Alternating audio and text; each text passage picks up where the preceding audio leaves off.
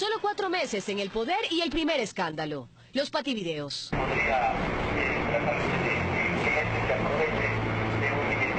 El protagonista, Ricardo Patiño, en mayo del 2007, como ministro de Finanzas, tramando lo que sería una manipulación al mercado. Por este movimiento, sus acompañantes, tenedores de bonos, podrían haberse beneficiado con 50 millones de dólares. Años después, los Wikileaks confirman la tesis. 2008, la ministra de Salud, Caroline Chang, y sus 115 ambulancias con sobreprecio. Es acusada de peculado, pero luego sobreseída. Esto es un complot político. Casi 4 millones de dólares le costó esto al país. Inicios del 2009, el ministro de Deporte y su asesor, el Comecheques. Fui a visitar a mi amigo Raúl Carrión, que se encuentra recluido en el penal García Moreno. Lo que se ha hecho con Raúl Carrión, de volverlo al penal García Moreno, es una injusticia.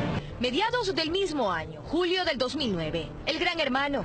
Los medios publican los contratos millonarios de Fabricio Correa, que durante 2 años superaron los 80 millones de dólares. Yo no conocí de esos contratos. Pero su propia veeduría reiteraba que conocía todo. El señor presidente de la República indica textualmente: sí conocía de la compra de la empresa Cosurca. Lo único que supe fue la compra de Cosurca. Luego, en otra parte indica: sí conocía del préstamo de la Corporación Financiera Nacional. Además de Cosurca, supe lo del crédito. Usted quiere que nosotros le demostremos que usted sabía, usted lo está diciendo. Y así terminó todo. Que no me da la gana de enjuiciar al ingeniero Fabricio Correa. Julio del 2011, caso Chalecos, Agencia Nacional de Tránsito. Los contratos por más de 10 millones de dólares que firmó Ricardo Antón para adquirir chalecos de mala calidad, 600.000 llegaron al país. Y pese a que solo habían 150.000 motos matriculadas, luego, con más dinero ecuatoriano, compró otros 600.000 chalecos más. 2 meses después, septiembre del 2011, la venta del EQ2. Pedro Delgado, el primo de Correa, aparece. Como presidente del fideicomiso No Más Impunidad, vendió sin subasta y por 40 millones menos de su valor el 70% de las acciones del ingenio azucarero incautado a los Isaías, que por cierto, se pagó con un crédito financiado por la CFN. Enero del 2012, la narcovalija. Otra vez Ricardo Patiño, ahora como canciller. La policía italiana encontró droga en una valija diplomática. La Contraloría determinó que la, por llamarlo así, falla se dio en la Cancillería. Enseguida querer hacer daño, incluso culpar al canciller Patiño. Octubre del 2012, el caso Dusac. Nuevamente Pedro Delgado. Yo me la juego, señores. El Banco Central, sin garantía alguna, entregó 800.000 dólares en crédito del Banco Cofiec al argentino Gastón Dusac. Un gran abrazo a Pedro Delgado, un hombre honrado, un hombre valiente, un hombre preparado, que está haciendo un gran trabajo. Pero los funcionarios del banco comienzan a hablar. Pedro Delgado llamó a preguntar el estatus de la operación. ¿Cuál era el apetito de ellos? Desconozco. Y mientras desde el gobierno le hacían homenajes y el expresidente rompía diarios que hablaban de su primo. Destituirlo. ¿Por qué? Por el escándalo que hace una prensa tremendamente corrupta. Se descubría que incluso Delgado tenía título falso. Todo eso se la ha derrumbado. Ahora resulta que no tiene título economista. Finalmente, en diciembre de ese año, la mentira no dio más. Porque debo reconocer, con hombría de bien, que cometí un error, gravísimo error, hace 22 años. Tomé una decisión equivocada y para alcanzar un objetivo académico cometí una falta que hoy me está costando muy caro. No viene al caso abundar en los detalles del por qué o bajo qué circunstancias a INCAES entregó un documento sin valor que me acreditaba un título que no ostentaba. Pero con la venia del expresidente Pedro Delgado salió del país. Ya salió del país, se encuentra en Miami, porque mañana se casa el hijo mayor de Pedro Delgado. Pero frente a esa circunstancia familiar, dijo, bueno, no voy, pero vuelvo después de Nochebuena, Navidad, etc.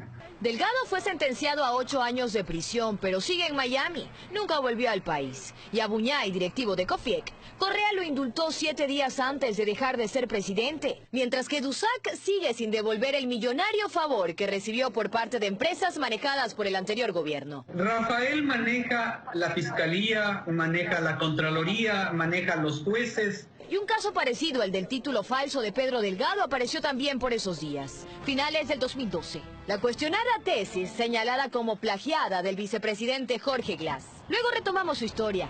Vamos al 2015. Cae el último truco. 4 de los 7 helicópteros comprados por 45 millones de dólares ya se habían accidentado. Hoy ninguno está en el aire. Quien se negó a comprarlos en el 2007 y denunció, el general Gabela, recibió amenazas y finalmente fue asesinado en el 2010. Abril de 2016, los Panama Papers explotan las primeras evidencias de corrupción en Petroecuador. Caen de a uno. Alex Bravo, aquí con el ex vicepresidente. Él habría recibido 12 millones de dólares. El ex ministro de Electricidad, Alexeis Mosquera, 1 millón. Y 2 millones más el ex ministro de Hidrocarburos, Carlos Pareja Llanuselli. Y los exfuncionarios de Correa comienzan a hablar. No se hacía absolutamente nada que no tenga el visto bueno o no haya tenido el visto bueno de Jorge Glass. Absolutamente nada. Pero en el 2015 ya había sonado por primera vez el tío de Glass y la transferencia millonaria que recibió en paraísos fiscales, a cambio de entregas de licencia para la construcción de cables submarinos. Y también en el 2015, otra denuncia en contra de Jorge Glass, la asambleísta de Alianza País que solicitó $800.000 a nombre de la vicepresidencia. A cambio, la entrega de contratos. El ex asesor de Glass, que habría recibido $200.000 para frecuencias como apoyo de la campaña electoral. Un poco más adelante, el caso Caminosca, que también engloba a Glass, aparece con el pago de $3 millones en sobornos por 3 contratos. Sopladora y Toachi Pilatón manchadas. Jamás dijo que era relacionado a Toachi Pilatón. Fue un invento de la Fiscalía. Gracias a Dios no tenemos nada que ocultar. Y la verdad, como siempre, se impondrá, compatriotas. 21 de diciembre del 2016. Marcelo Odebrecht reveló que había entregado $33 millones en coimas en Ecuador.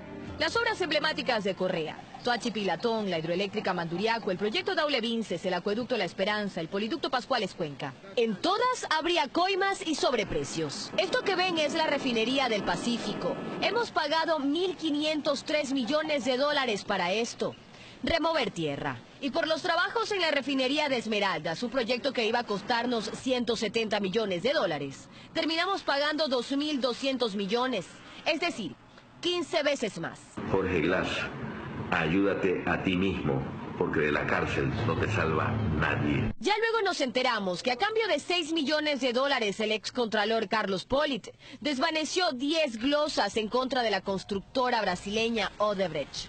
La segunda parte de las coimas, por alrededor de $4 millones más, los recibió a cambio de informes de Contraloría sobre proyectos en los cuales Odebrecht era contratista, para que estos salieran limpios. E incluso el exfiscal Galo Chiriboga fue retenido dentro de una investigación que sigue la Fiscalía, donde también está involucrado Alex Bravo, exgerente de Petroecuador, y Carlos Pareja Llanuselli, quien lo acusa. Y podríamos seguir mencionando más casos. Vialmesa, empresa fundada en el 2010 por Camilo Yalca Villegas, chofer del hijo del exsecretario de Comunicación Fernando Alvarado. Monopolizó los contratos estatales de transporte de Uria. Nos costó $3 millones. La adquisición de los radares chinos por 270 millones. La deuda externa, oculta desde el 2008. El caso Chucky 7, que dejó serias dudas sobre la sentencia a Diario El Universo. Se terminó Chucky 7. Ahí quedarán sus viudas. Yachay, los 210 millones en inversión investigados por la Contraloría. Esta es una empresa sobredimensionada en sus recursos humanos. Pegaso, y los $780.000 que nos costó nuestra corta era espacial. La iniciativa Yasuní TT. Durante 3 años gastó $7 millones en viajes, el manejo de Gamavisión y los otros canales. Y otros casos que se van confirmando, lo más reciente. 21 de noviembre del 2017. Richard Espinosa y la desaparición de los $2.507 millones de las cuentas del IES. Finalmente fue destituido como presidente del Consejo Directivo del IES. 30 de enero del 2018, los hermanos Alvarado y sus $161 millones de ingresos durante la década del gobierno de Correa. La unidad de análisis financiero confirmó movimientos inusuales en sus cuentas y empresas. Los principales ingresos los recibió Vinicio Alvarado a través de su compañía creacional, que obtuvo pagos de los canales estatales Gama TV y TC Televisión por casi $500.000. Uno de sus principales clientes era Televisión Satelital de Ricardo Rivera, tío del ex vicepresidente Jorge Glass. Además de Odebrecht, a la que, por cierto, los hermanos Alvarado defendían. Esto sin contar que cuando fue ministro de Turismo, Vinicio Alvarado, su hija fue productora del documental All You Need Is Ecuador, campaña que nos costó $19 millones. 6 de febrero del 2018, la Contraloría confirma que halló indicios de responsabilidad penal contra más de 20 funcionarios por las sabatinas. $30.000 nos costó cada una de ellas. Se hicieron 523. Y nos enteramos de más cosas. Los encargados de la logística de los enlaces ciudadanos debían cumplir con 99 requerimientos para su montaje. Desde la mantelería que debía ser aprobada por la Secretaría de Comunicación, la iluminación hasta la tarima para los artistas. 7 de febrero del 2018. 2 de los exministros de Finanzas de Correa son glosados con más de $77 millones. Es la multa de la que deberán hacerse responsables Patricio Rivera y Fausto Herrera por autorizar el pago del 40% de las contribuciones a las pensiones jubilares del IES con bonos del Estado. Un día después, 8 de febrero del 2018, la Contraloría confirma que halló indicios de responsabilidad penal en la venta anticipada de petróleo. Hasta el 2015, el gobierno facturó 40.510 millones en contratos de preventa petrolera con China y Tailandia, comprometiendo nuestro petróleo hasta el 2024. De aquí también se desprende la intermediación petrolera. Enrique Cadena y Petrochina.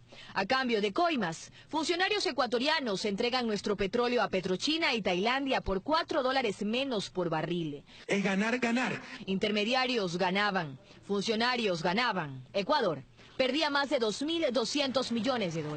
Por supuesto que soy intolerante con la corrupción, con la mentira. ¿Y saben qué? El loco no soy yo. En el gobierno anterior se invirtieron 49.911 millones para obras, en su mayoría son hoy cuestionadas. Llenos de integridad, llenos de patria, llenos de moral, llenos de honradez.